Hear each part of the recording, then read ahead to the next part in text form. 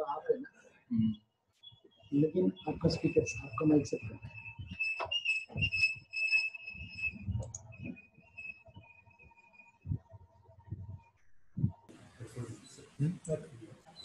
नहीं, it's okay.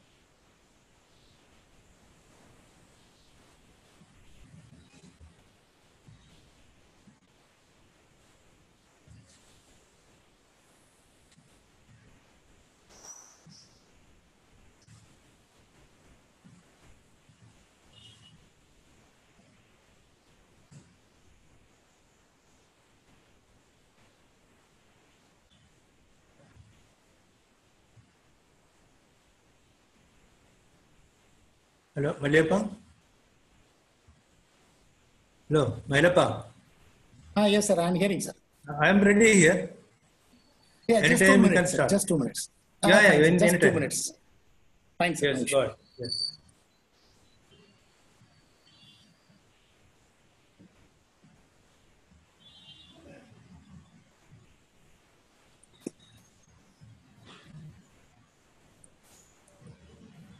I can't do it.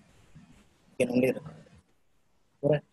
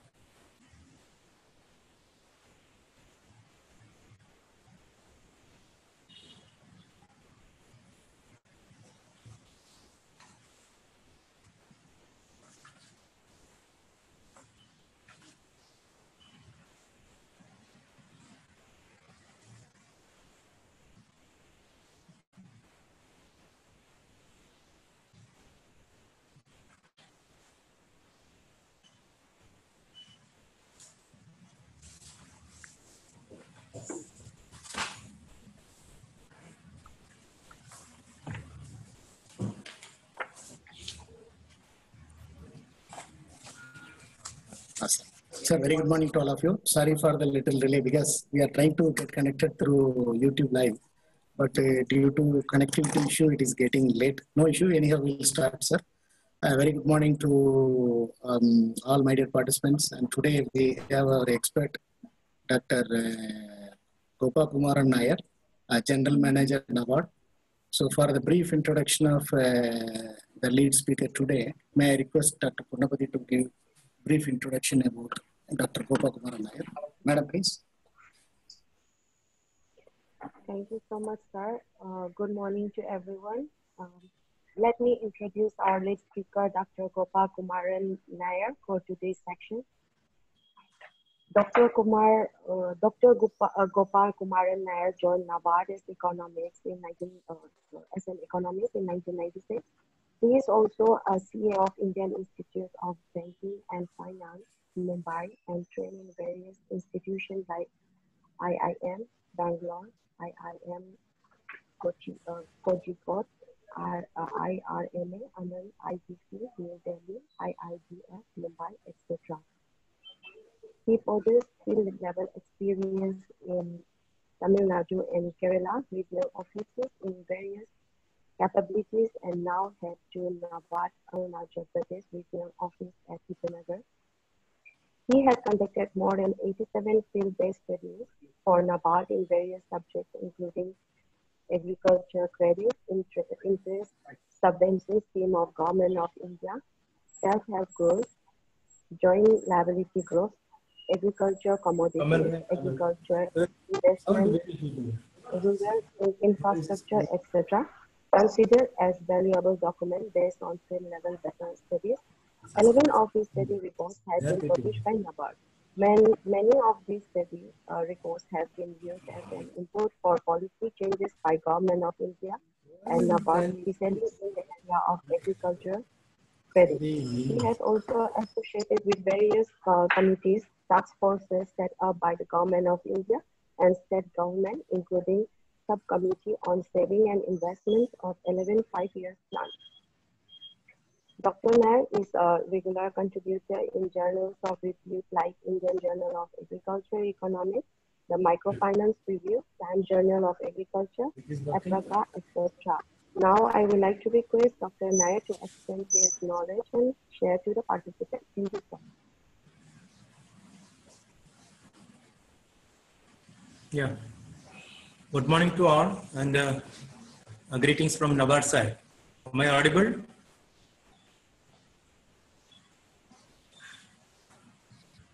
Hello, am I audible? Yes, sir, you are audible. Okay. So I congratulate College of Horticulture and Forestry, Pasigad, for two things, mainly for selecting such a topic of high relevance today, especially on the wake of this corona and the related restrictions.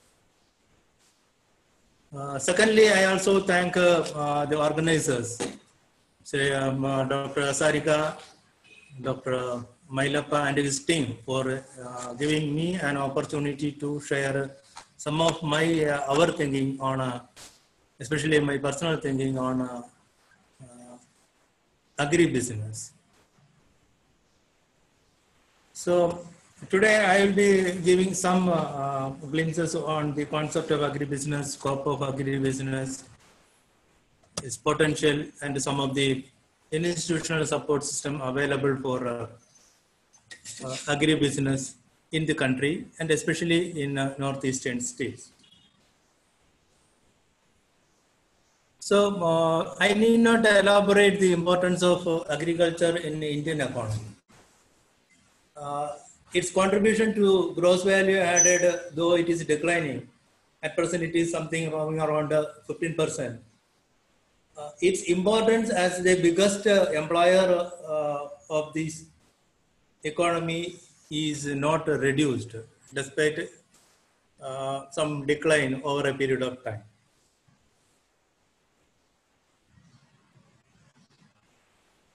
So if we take the case of northeastern states, its importance is still high. More than 70 to 90% of the rural household, of the total household and more than 90% of the rural household in the northeastern states still depends agriculture for their livelihood. And if we see,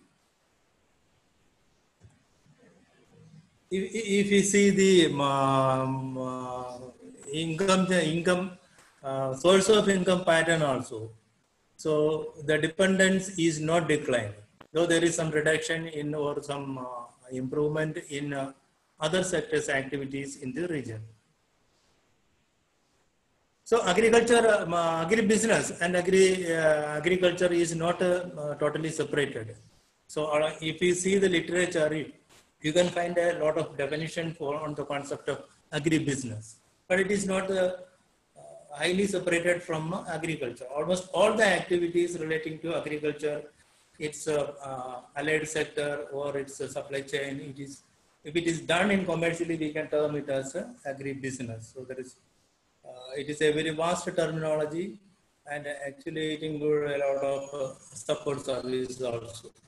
So why agri-business at this point of time is it is a traditional question, because we know the nature of agriculture in Indian economy. It is low productive, it is highly labor intensive. Then at present, youth is not very interested in following this activity. It has become a business of old generation. And again, there are a lot of discussion on the high level of wastages at various stages of supply chain. Of late, there is an increase, change in the consumption pattern also demand a high level of or a higher share of value-added product. Then again, the percentage level of processing and value addition in the sector is very low. So Government of India has also initiated a lot of effort to improve the income of farmers, and emphasis is on commercial agriculture. So a movement away from the traditional subsistence farming agriculture. So we are also having a lot of diversified inputs. So technology is available and take the advantage of economies of scale. These are all the compelling need to give concentration for agri-business. So again, as you are all aware, we are now facing a lot of issues. And I can say that the sector that is least affected because of this COVID is perhaps will be agriculture.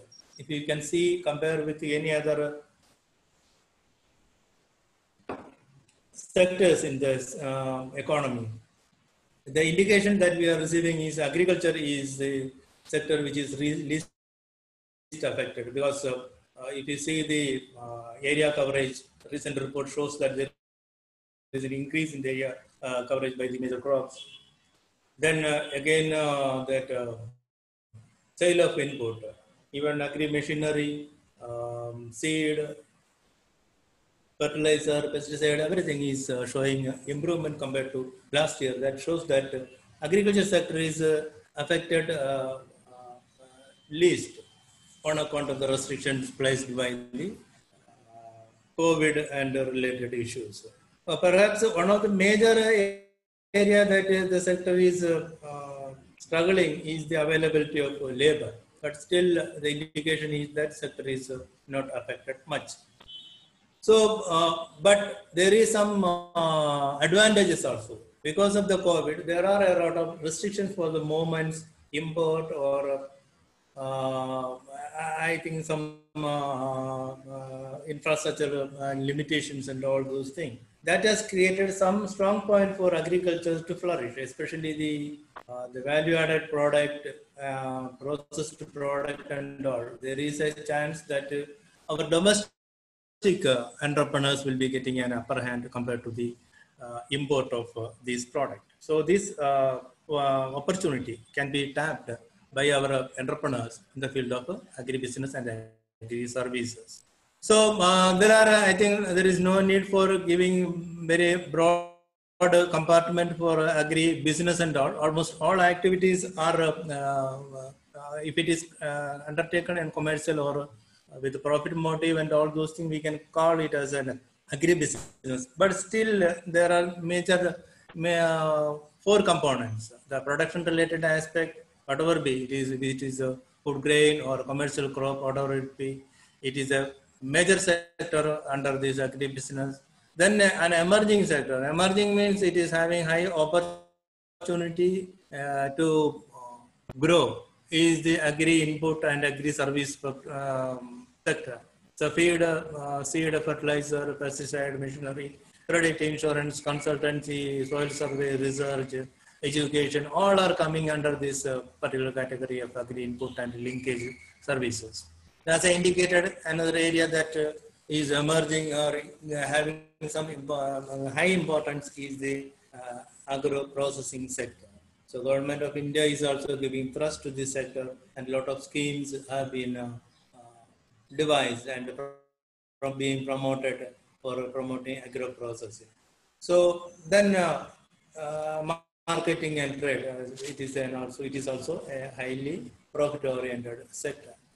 So this is another area which is also coming under the category of agri input supply and linkages. So research and development in the field of agriculture, biotechnology, education, extension, consultancy, and product development. These are also form part of agri business sector, and I think a lot of opportunities are there, and already there are a lot of corporates involved in the sector, and there is a good margin available in this area. So why agriculture? And we are all aware that agriculture is traditionally is having a lot of constraints. Agribusiness also in northeastern region facing a lot of constraints. Basically, our constraint is the infrastructure. If we see the connectivity, restrictions and poor state of roads or air connectivity, rail connectivity and all, it is creating a lot of hurdles for the establishment of agribusiness in the northeastern region. So credit availability, though we have a sufficient number of branches, banks operating in the region, the credit flow to this sector is not even not at par with other part of the country. There are a lot of issues we will be discussing some issues relating to this one in the following sessions. And I think one of the most important constraints that our entrepreneurs are facing is the lack of proper information on the schemes, credit facility in the sector. What are the schemes available in the sector? What are the credit facilities available for the development of agribusiness in the region? Then, of course, there is a lot of constraints. So some of the constraints are being removed by Government of India through policy enactment. Still, in order to operate, in order to start a new venture, there is a lot of formalities involved. Technical know-how and support system, all are still not in a developed stage in this region. Warranting more of a lot of intervention from the institutional side.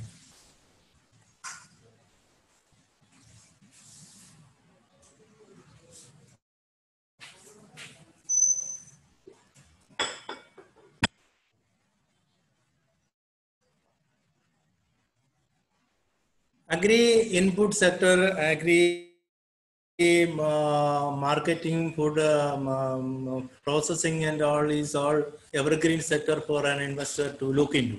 But I am highlighting some of the area which is having high potential in the northeastern region in farm sector, where the agri entrepreneurs can enter into. So some of the area, since I am working in Arunachal Pradesh, I know some of the strong point of the farm sector in the state. These are some of the activities where commercial cultivation is very much possible because of the availability of demand, availability of technical knowledge, and availability of entrepreneurs who can come into this area. So paddy is the major crop in this area. Still, there are certain varieties which is in high demand, even in outside also. So promotion of those set of paddy will have a high market demand, and if people and our entrepreneurs can concentrate on that area. Maize is also high quality. Maize is also in high demand for value addition. Fruit crop. This area is highly, I think, potential for kiwi cultivation, orange cultivation, apple, strawberry, and all those things. Commercial cultivation of this area is still, I think, to be developed. Again, ginger, turmeric, ornamental horticulture are also having high potential. Tea and large cardamom. Recently also I have read in an article that some Japanese companies also having some tie-up with secretary agency in promotion of tea and export of tea. There are a lot of value. Tea sector is a highly competitive sector. But our entrepreneurs have to concentrate on some segment like white tea, golden tea, even handmade tea and all is having high market potential and high value also, offering high margin if they are going for investment and all those. Floriculture, medicinal plant, agro and herbs and all are also a high value product. Government of India is also having many schemes for promotion of this kind of investment. One big area that without much investment one can enter into is the agroforestry. This area is highly conducive for the cultivation of bamboo and development of bamboo related industries. Then if we take most of the state, almost all the agricultural practices are being done in almost in a organic way. A little bit of concentration on this aspect and providing adequate support services for certification and marketing will yield high returns. Organic cultivation is an area where we can concentrate, but unfortunately the supporting infrastructure is missing in many of these states. So these are some of the new area dairy. See, we know that the changing consumption pattern of our people is demanding more and more allied products like dairy, poultry, piggery, fisheries, and all those things are on high demand. And the doubling of farmers' income promoted by and envisaged by the government of India is also giving thrust for allied sector activities like this. So then support services like drip irrigation, certified high yielding variety seed production, biofertilizer, farm machinery are all also having good potential because at present all these are still in the infancy stage only. So again, consultancy, extension, and we know that extension service is the area which has affected heavily due to the liberalization policy and restrictions in the government spending and all those things. Private sector participation is of high demand, and there are good number of schemes are also available for promotion of consultancy and extension services with the involvement of the graduate and other professionals in the field. So these are some of the area, indicative area. If you can search, you get a lot of sectors or interventions that you can enter into with some credit support and all those things. So I have indicated that there is a lot of constraints the entrepreneurs are facing, and here I will be indicating on some of the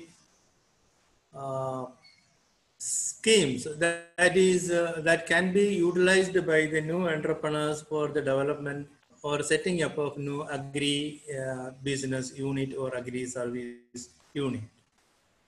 So these are some of the these are not exhaustive. Some of the schemes that where NABARD is also involved or our banking sector is involved.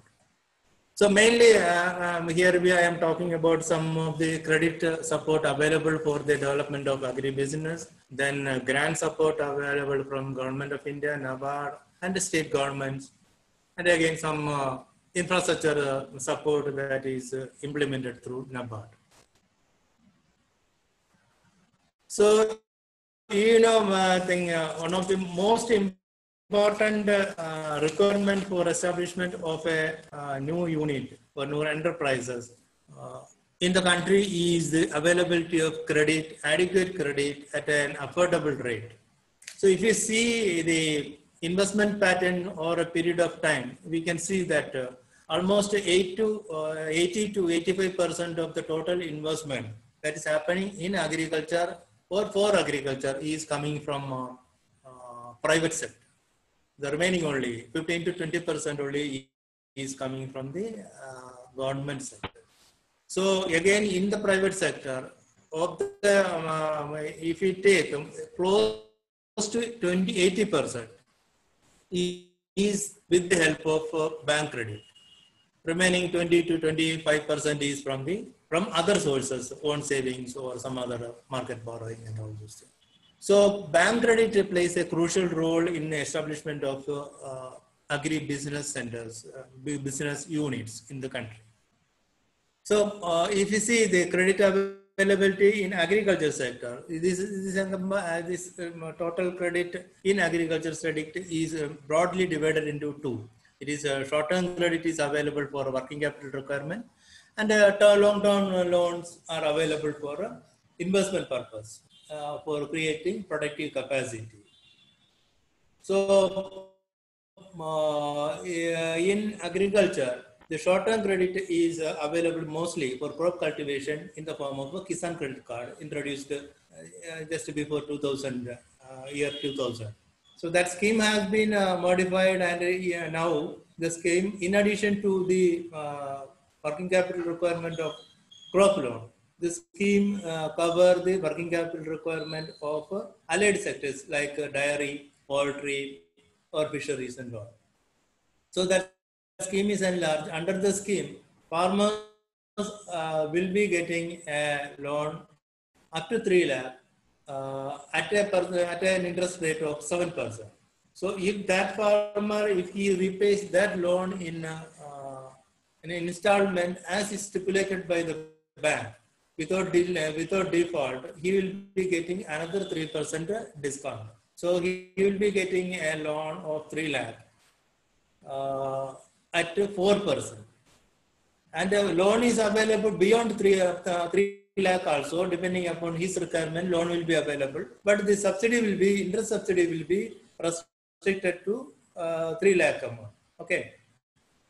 So in some states, like Arunachal Pradesh and all, if the farmer is repaying the loan again in time, the remaining 4% also will be given as subsidy by the state government. So the farmer will be getting this loan up to 3 lakh without any interest. So that is the one of the biggest scheme being implemented at present. Scheme is ongoing. So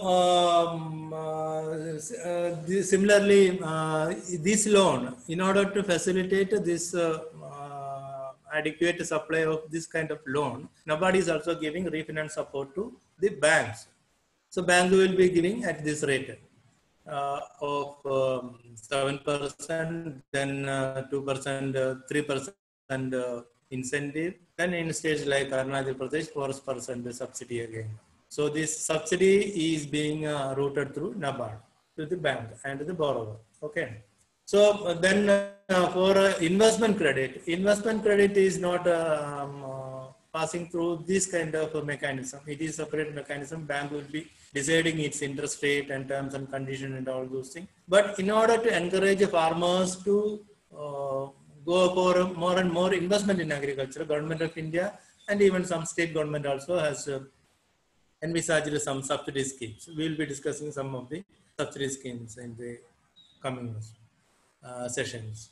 So this is the total credit flow in agriculture in short term as well as long term mode. So total credit during 2017-18, where the latest data is available, 18-19 also available, it is more than 12.5 5 lakh crore. So this of that around 60% is for short-term credit and 40% is for long-term credit. The target for 2020-21 is also fixed. It is I think 15 lakh crore. So this will be routed through various banking agencies like a commercial bank, cooperative bank, private sector and public sector commercial bank, then regional rural banks. So, but if you see the very regional distribution of this agricultural credit, there is some discrepancy in the distribution. So though the northeastern region is having almost 3.8% of population, around if you see that around 2.8% of gross cropped area, and also producing more than 2% of agricultural production in the country, credit flow to this sector is less than 1% of the total ground level credit in the country. So there are a lot of issues regarding this titling, land documents, and repayment issues, and all those things that are preventing the credit flow in northeastern region. So if you see the bank branch distribution in the previous table, so there is I think almost more than 3% of the total bank branches in the country is in northeastern region. But still, there are issues relating to the adequate staffing and their movement across the region. Internet connectivity, all these things are adversely affecting proper credit flow to the agriculture sector in northeastern region. So now I will discuss something on some of the schemes being implemented by the government of India for the development of agriculture and allied activities to be undertaken in a commercial way. So one of the schemes that is having good popularity is Dairy Entrepreneurship Development Scheme. The scheme started from 2010, providing credit-linked subsidy for development of dairy sector. So most of the schemes that I am describing most of them are aiming at a generation of more and more employment, adoption of modern technology to the sector, and attract youth to these activities, and provide value addition to the agriculture sector. These are the major main area that government thought while envisaging these schemes. Okay, under this scheme, and again, in most of these schemes, there are different set of subsidies. Some preference have been, or some higher rate has been given for northeastern regions, entrepreneurs from SC/ST category, and women entrepreneurs also. General category will be attracting slightly less share of subsidy. Okay. Under this Dairy Entrepreneurship Scheme, subsidy is available for those who are taking bank loans to the extent of 25% of the total financial outlay in general category, and 33.33% of subsidy for borrowers from SC/ST category or northeastern SC/ST category. There is no separation for northeastern region and other region in this particular activity. So this subsidy is also again limited to the unit cost of that investment. For a 2 cow unit or 2 buffalo unit, there is a unit cost fixed by NABARD, and most of the government has also adopted that particular limit. And there is also several other, I will be discussing on that major component under the scheme. So small unit, small dairy unit up to 10 animals, rearing of calves up to 20 calves, vermicompost unit relating to dairy unit, then processing unit, dairy processing equipment, establishment of dairy product transportation facilities, van and all those supporting infrastructure, cold storage facility, mini cold storage, then establishment of private veterinary clinic and dairy marketing outlet. These are the eligible activities under the scheme. And for each activity, there is some upper limit fixed. Subsidy will be limited to that upper limit. And those who wanted to set up a unit with a higher total financial outlay also can do, but subsidy will be limited to the ceiling fixed for the particular activity. So related to this one, we have discussed that due to the changing food habit and all, the demand for allied sector products are on the increase. And government has also, while fixing this doubling of farmers' income target, given thrust for allied sector activity. So there is another related scheme, a National Livelihood Mission, Employment Development and Guarantees Employment Development Scheme. So under that scheme also there are several activities that is eligible for subsidy. Piggery development, poultry, rabbit, rearing of male buffalo calves, annual waste management, food and food storage, setting up of storage facilities are eligible under the scheme. So under this scheme, in Northeastern region, there is an enhanced subsidy. For general category people in Northeastern region, will get 35% of subsidy, total financial outlay as subsidy. SC, ST will be getting 50% of the TFO as subsidy. There is also some limit fixed for each activity. Subsidy will be considered only for up to that limit, and over and above whatever investing the entrepreneur has to pay. So again, this scheme is also linked with a subsidy, and all the margin stipulation, rate of interest, repayment, all these things in dairy and as well as in NLM schemes are as per the RBI norms.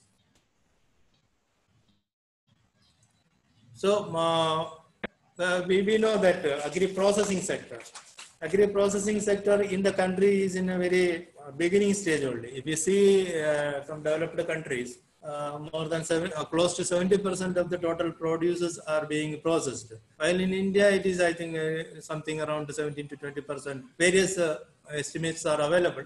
But one thing is very clear, it is very low. So in order to encourage investors in food processing and agri-processing sectors, Government of India has introduced a Kisan Sampada scheme. It is in implementation since 2017, and it will be implemented till March 2021.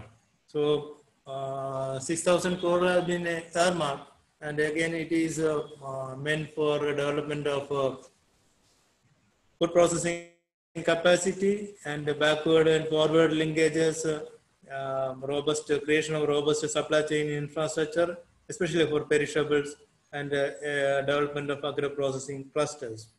There are several activities or area under the scheme. Mega food parks are eligible. Integrated cold chain value addition infrastructure is also covered under the scheme. So one area that creation and expansion of food processing and preservation capacity is a very popular scheme where the private sector entrepreneurs can intervene. An offshoot of NABARD, NAPCONS, is a technical support provider for this particular activity, creation and expansion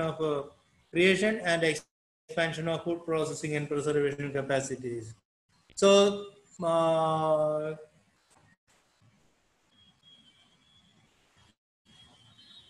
these are some of the activities covered under the scheme. Fruits and vegetable processing and all those things, other product processing, rice mill, then ready to eat food and ready to cook food and food processing, processing plants, all these things. These are the all these product units. If it is set up in a mega food park or a state designated food park, it is eligible for subsidy under this scheme. So again, there is a component, and if there is no mega food park in a state and anywhere, wherever the unit is set up, those schemes are eligible for subsidy under the scheme. A minimum on contribution of 10% is stipulated, and loan should be more than 1 crore. So subsidy in general area, it is 35% of the total financial outlay, and in northeastern state, it is 50%. So as on date, 28 project has been approved in northeastern region, and in Arunachal Pradesh, 3 project has been approved under the scheme. So for these units, loan is also available from the fund created in NABARD called Food Processing Fund. So food processing importance, you know, it because of the high wastage or low level of processing. Food processing is important in order to again to promote this food processing capacity in the country. Government has set up another fund in NABARD with a corpus of 2,000 crore, and it is operational still since 2014. So even individuals are also eligible for taking loan under this scheme. This is a loan scheme only, and it is a loan, and loan is depending on the market rate and risk profile of the investors. And this loan is available for government, joint ventures, cooperatives, federation of cooperatives, food farmer producer organization, and all those things.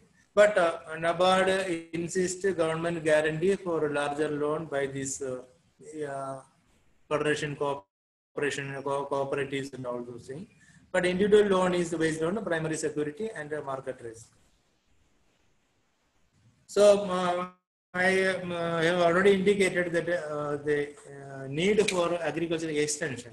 The governmental extension machinery is almost defunct in many areas, and getting a minimum facility for the entrepreneurs. In order to encourage private entrepreneurs or private professionals in the field of agricultural extension services, Government of India from 2000 onwards has implemented a scheme called Agri Clinic and Agri Business Centers.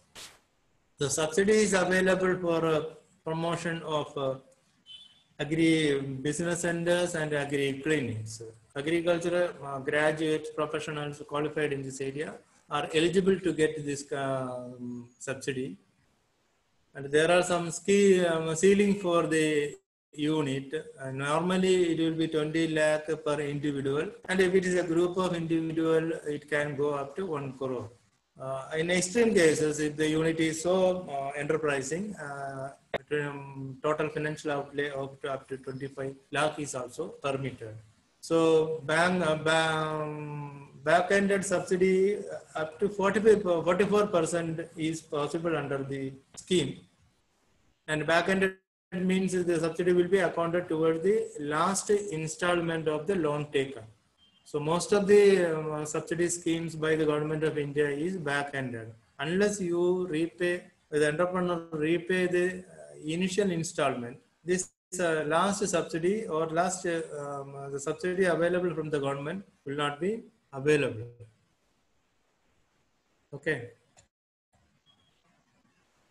So in order to further facilitate this agri extension scheme, Arunachal Pradesh government has introduced an Chief Minister's Agri Startup Scheme. So it is also connected with the Agri Business and Agri Clinic Scheme of Government of India. Government of Arunachal Pradesh will be giving another 25% of subsidy for these units. So total subsidy will be 69% plus to 70% of the TFO. And Arunachal Pradesh government subsidy will be subject to the maximum of 5 lakh. Subsidy amount will be maximum of 5 lakh. So all the terms and conditions of Agri Clinic and Agri Business Scheme will be applicable, and a lot of activities, more activities have been added in this category by the government of Arunachal Pradesh. So these are some of the activities. It is almost same to Agri Clinic and Agri Business Centers, and some innovative activities that is relevant to this state. So we were discussing on this investment in agriculture by private entrepreneurs and all those things. But common facilities and infrastructure may not come from private sector because of the, I think you may be knowing the externalities or public good issues and all those things. The benefit cannot be separated from the private sector. So there is a need for investment by the public sector in this area, infrastructure creation. So, and again, there is a need, high need for investment for agriculture because of the high complementarity of public investment and private investment. Unless there is a dam to provide irrigation to the private sector, private investment in digging a well or setting a pump set may not come up because of the recharging facilities and all those things. So like that, farm machinery also, unless there is adequate road facility, there is no need for a transportation facility. And unless there is a possibility to reach the farm through the machinery, there may not be any investment in a tractor or related implement that can be installed in the farm. Similarly, commercialization of farm is also directly related to the access and allied supporting system available. So in order to encourage government, state government especially, to invest more in agricultural infrastructure, Government of India has instituted a lot of funds with NABARD.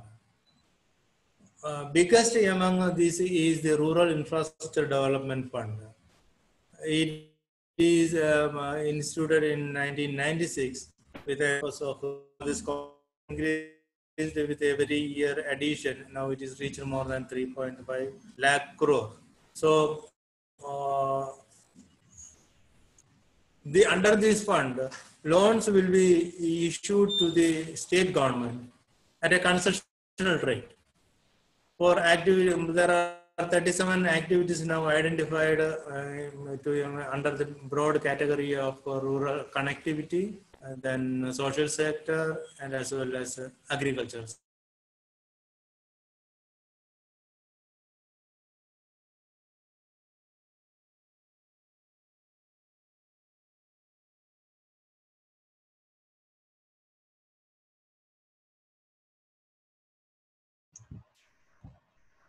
Participants, please paste. Hello.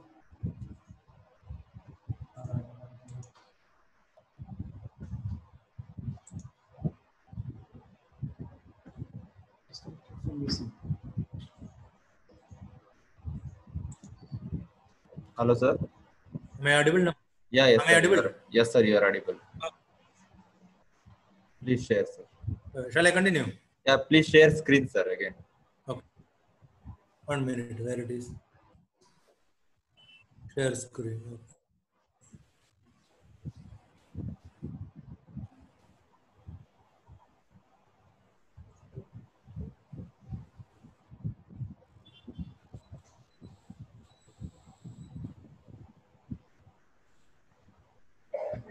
Yeah. Yes, sir. It has come, sir. Yeah, that is. Similarly, there are other funds. Just to improve the warehouse infrastructure, we have a warehouse infrastructure. Initially, the corpus was around 4,000 crore. That is enhanced. Then a fund for long-term irrigation infrastructure.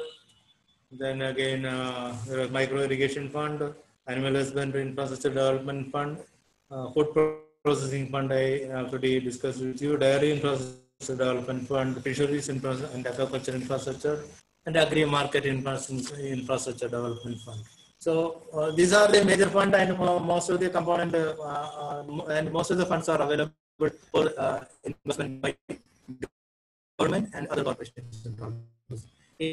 Individuals normally are not given loan for this infrastructure creation.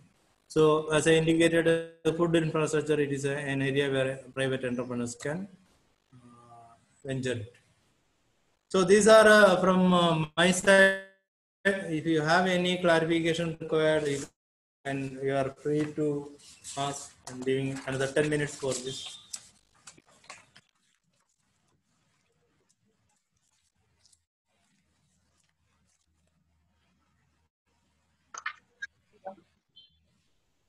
Fine, sir. It was really indeed a wonderful presentation.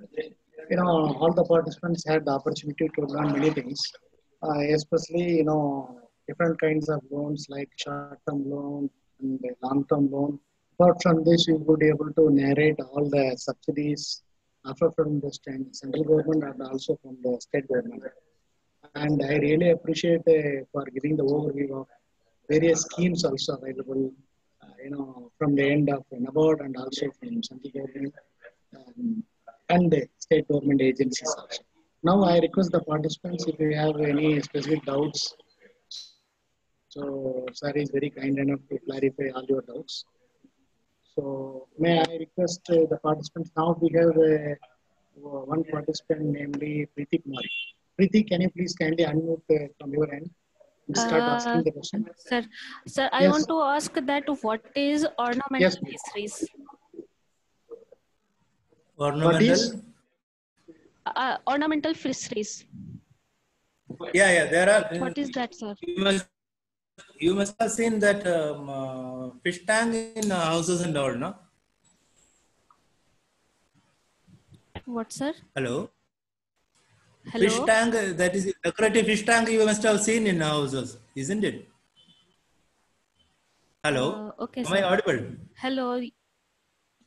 Yes, Yeah. That yes, ornamental fish, that goldfish or angelfish, those things, which is decorative. That is having high demand, even for export market also. It is having good potential. It is yielding high income also. Okay, sir. Thank you, sir.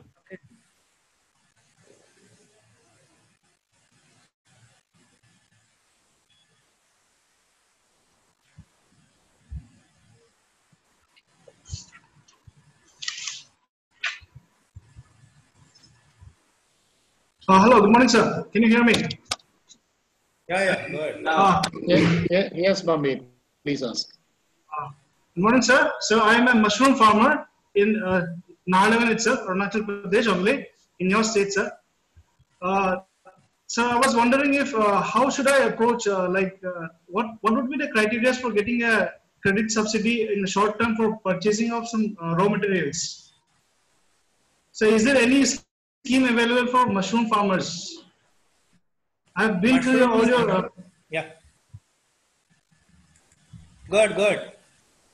Sir, I've seen the entire slide. There was nowhere mushroom was mentioned. So I would like to once again get it clarified from your end. If there is any scheme, any assistance available from mushroom. But it's considered as a normal agricultural activity only. There is no doubt about it. You can go approach a bank for getting even Kisan credit card also for mushroom cultivation. It is a short duration crop, no? Okay. Mushroom is an eligible activity. There is no doubt. It is coming under normal agricultural crop loan. Right. Sir, I have one more question. Yes. So, what are the major criteria that a bank considers before giving out a loan? How does a bank, evaluate a project before giving out a loan? So, first of all, you should have an activity. Whether it is a new activity or existing activity that you have to decide. If it is a new activity, if it is an investment credit, you have to prepare a detailed project report highlighting the various what are the activities, backward, forward linkages, and all those things you have to indicate. Then there is some component of own contribution. What is your source of contribution? Then bank loan, then marketing facilities, and the income generation. All these things should be narrated in the detailed project report. Then bank will evaluate its possibility. Then they will sanction an investment loan. So that is the process for getting an investment term loan.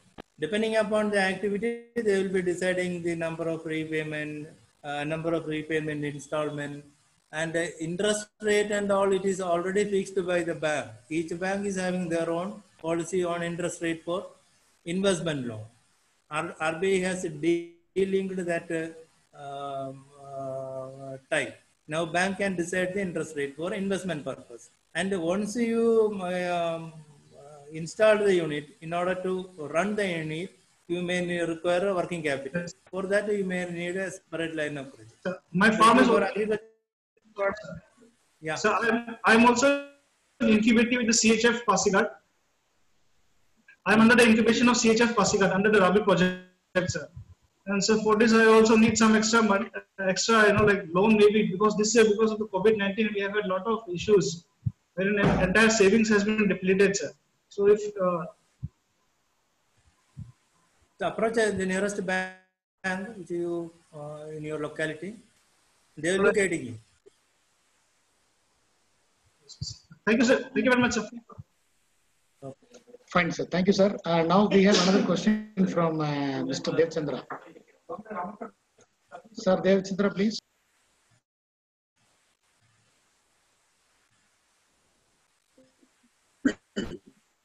A very good morning, sir. Good morning.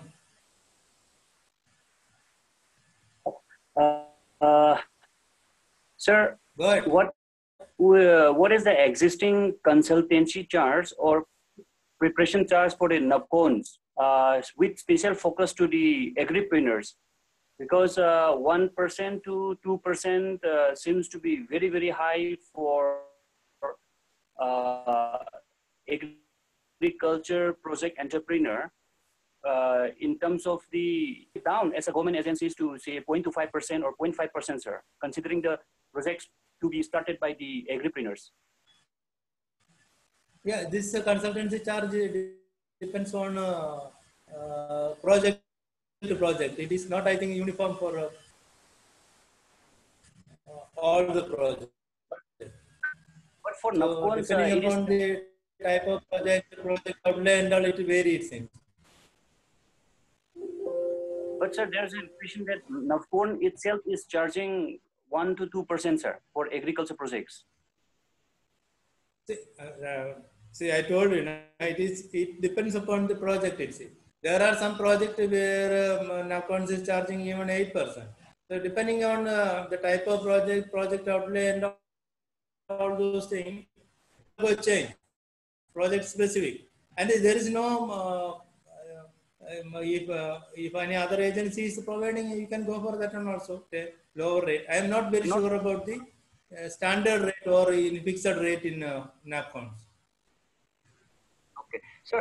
Actually, I'm sharing this one because I had been working in the State Bank and I was doing the techno-economic vetting. So when any project comes, then if the NAPCON is there, then bankers have that much confidence as compared to the other project consultancy, which has no or little knowledge about agriculture. So if the NAPCON comes up as a assistance to the agripreneurs, keeping some standard of charge, say 0.25 to 0.5, which is very acceptable for a new entrepreneurs, then I think, sir, bankers will be happily and confidently accept the projects. Otherwise, it is too difficult, sir. If any specific cases, then I think we are not that very stringent. It is very flexible. Okay. Yeah, that is not an issue. When we are also that profit motive and all, since it is a company mode, so it will be running on commercial basis. But still, we are having that developmental motto in our mission. Okay.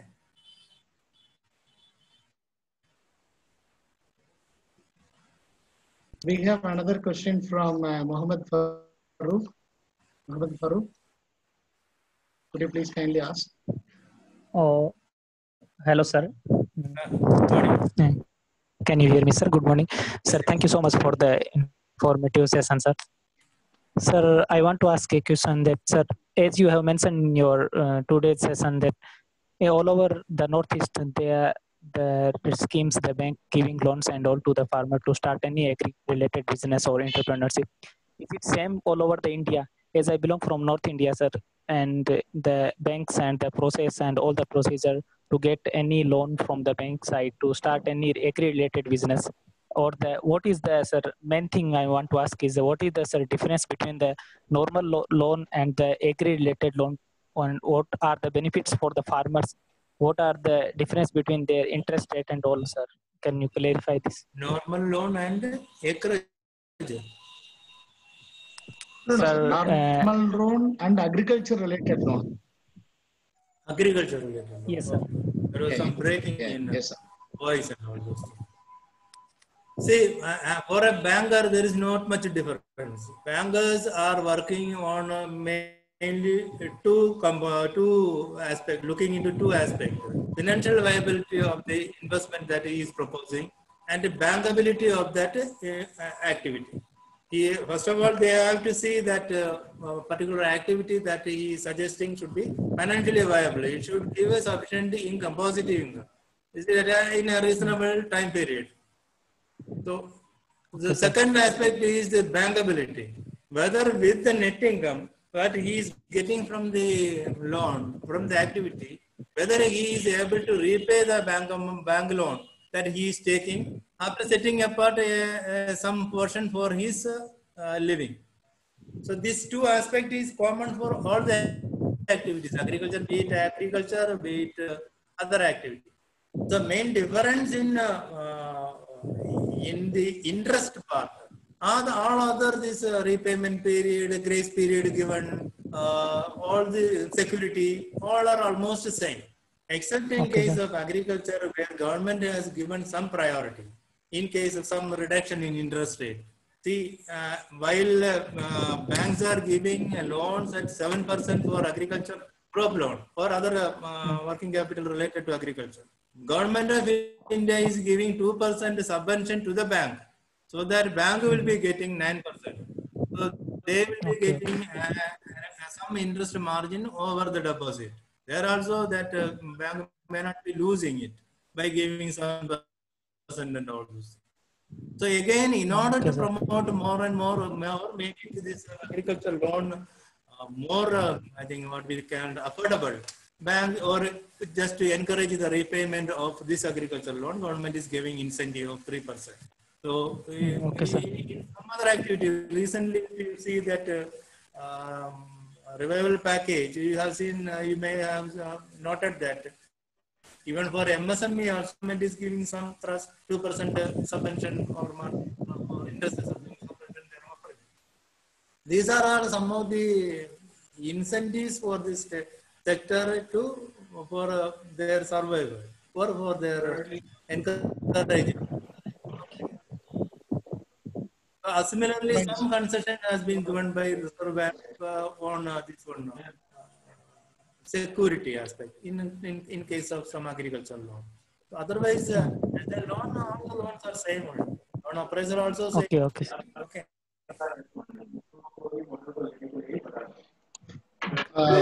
Thank you, fine, sir. sir. Thank you very much, sir. If any, thank you, Mohammed Farooq. And if any other participants are left out, Kalim? Yeah, there is another participant, Mr. Kalim. Can you please kindly ask? No, your voice is completely, going down continuously. Kalim, could you please move to the network zone and try to ask the question?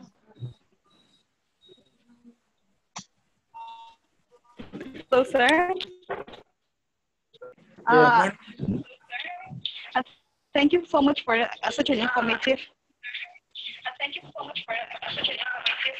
Slide, sir. I wanted to know this one.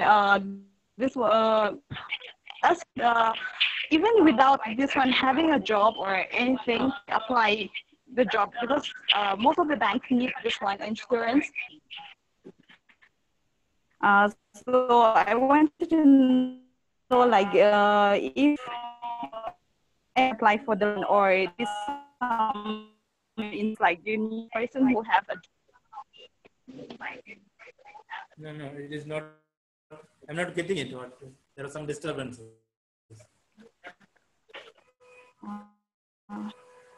Can you repeat it? I'll just send it on the chat box. Okay, you can text in the chat box. Thank you. So there is another question from Vidyarani. Good morning, sir. Sir, my question is, how can a farmer apply for the Kisan credit card, and what are the criteria that need to be fulfilled by the farmer in order to apply for the Kisan credit card? Yeah, it is a very simple. Now, Kisan credit card is an instrument devised for reducing the formalities associated with the issue of loan to farmers, for loan for agriculture purposes. So what you have to do is you have to approach a bank. Bank normally will insist for the evidence for area that you are cultivating, then crop that you are suggesting or cultivating. So based on the area and the crop, and in each state, at least in a major state, district wise, there is a concept of unit cost. For each crop, what is the normal loan required for cultivating 1 year's cultivating crop for an year.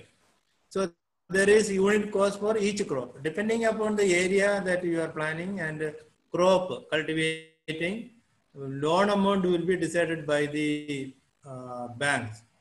And it will be considered as a KCC ceiling. So you can avail loan within that ceiling during that 1 year period. Once you repay that loan, you will be eligible for another loan next year, probably with an enhancement of the limit, depending upon the unit cost fixed. So there are some security requirements.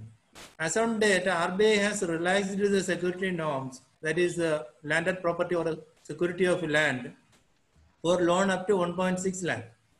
So if your total loan limit is more than 1.6 lakh, you have to provide the land document as security to the bank. Otherwise, primary asset and your personal security, on that security, bank can give loan. Interest rate, as I has indicated earlier, it will be 7%, and if you are promptly repaying, it will be 4%. So if you want the loan more than 3 lakh, and the portion above 3 lakh will attract more interest rate, above 7%. Bank will fix it. So this is the formalities. Thank you, sir. Yeah. Fine, sir. Thank you, sir. Yeah, this question also again related with the. This question also related to the previous question. This was asked by Kaling, who could not be able to directly interact with us. She is trying to ask that can anybody get a loan without security? But of course they may have a regular income. I think you have given the answer more than 1.6 If it is in agriculture sector, I have already indicated. Other area, I think it depends on bank's policy. Agriculture, this is the practice. Okay. Fine, sir. Fine, sir. Bambi, we want to ask one more question, sir. Bambi Riva. Bambi Riva, are you here? Yes, sir. Please ask in a brief way. Sir, I'm working on a rental farming crop. Will I be eligible for KCC loan? You are working on a rented farm, sir. This is my uncle's farm, which I have, basically तो family का है, but इसको हमने rent पे लिया हुआ है. तो अगर हमने KCC लोन के लिए अप्लाई किया तो सर क्या एलिजिबल होगा उसमें? Yeah, Government of India has given trust for this all tenant farmers also. So in tenant farm also, if the tenant can, if that landowner can give some assurance that he is cultivating in my land, bank is following different policies.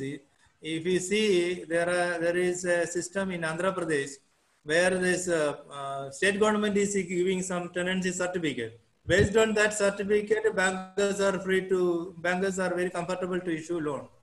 So in case of tenant farm, the problem is that you are in a particular land and you don't have any claim on that land. So bankers may not be very keen in investing in giving loan. But as I indicated, this collateral-free loan up to 1.6 lakh is possible for leased land cultivation also. So depending on bank's comfort level. Now, recently, NABARD is promoting one concept called joint liability group. If 4 or more farmers are joining together and form a group and approach the bank for loan, this group will be given loan either in group form or individually. So depending upon the requirement, that is the concept. And it is very successfully operating in other part of the country, but it is yet to pick up in northeastern region due to several reasons. And in that group, if any one farmer is having some land, bankers will be prompted to give loan to this particular group. And the responsibility of repayment will be rested with the entire group members. One farmer is not repaying, others have to share it. That kind of good group concept is very well working. If you can form a group of 4 or more similar farmers like you, it will be easy for the bankers to lend. This is the system followed. Otherwise, self-help group also concept is also one, but the joint liability group loan amount will be very slightly higher. Self-help group, some incubation period is there. You have to wait till 6 months to get the access to bank loan and all. But joint liability group, that limitation is not there. Very next day, bank can issue loan. Clear? Thank you, sir. Thank you. Fine, sir. As sir told rightly, no, bank will see from the perspective of whether the loan that has been given to the individual, whether it is being repaid properly or not. So there is another question from Meera Devi. Sir, can a farmer get more than one loan at the same time? Yeah. There is no limit. Depending upon the activity that is selecting, there is no bar. And even for some subsidy scheme also, there is no limitation that one farmer who availed some subsidy under one scheme is prevented from availing subsidy from another scheme. There is no such ban. It is depending upon the activity. But only thing is that, see, there is, I already indicated, the KCC is limited to 3 lakh for a household. Same household using the same land, you should not go for the multiple loan. That is not the essence of the scheme. But if he is taking loan for KCC, nobody is preventing him from taking a loan for dairy, again taking another loan for fishery, another loan for bamboo, farm forestry and all. There is no such ban. Any number of loans can be available. That's good, sir. Is it clear? Any other questions from other participants? Yeah, sir. So I think all the questions, whatever that is being asked by the participants, are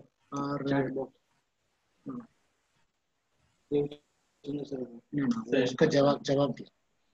Fine, sir. Thank you so much, sir. One more question, sir. Just 1 minute, sir.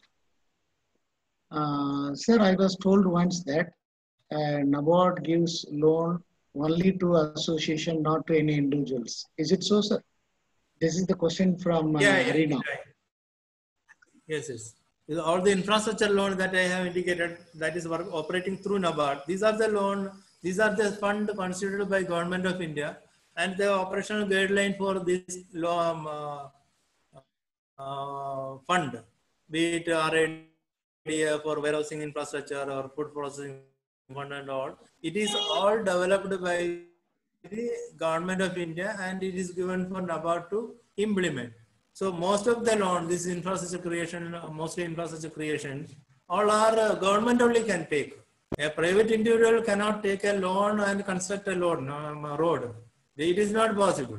So in case of some warehouse infrastructure also, unless subsidies available, private sector participation is very unlikely. Similarly is the case of some fishing yard development. That kind of infrastructure creation is possible only through the public sector. So that is why we are insisting government should take the loan and invest. Private participants cannot go for it. Only exception is that food processing fund card. There is even individuals are also eligible for that loan. That is also with stringent security, like in the case of commercial bank, other banks, security stipulations are involved. So otherwise, normally our lending is to governments only. Fine, sir. Thank you so much, sir. It was really a wonderful presentation. All the participants could be able to have an overview about what are all the different schemes, what are all the different subsidy and long-term and short-term loans, what kind of support NABARD is offering to for the welfare of the society as a whole, in particular to Northeastern region. And I really appreciate for joining with us on board and sharing your knowledge with all our participants, sir. Thank you so much once again. Thank you. Thank you so much, sir. Thank you so much. All the participants will be joining again in the afternoon session. Thank you so much, sir. Bye.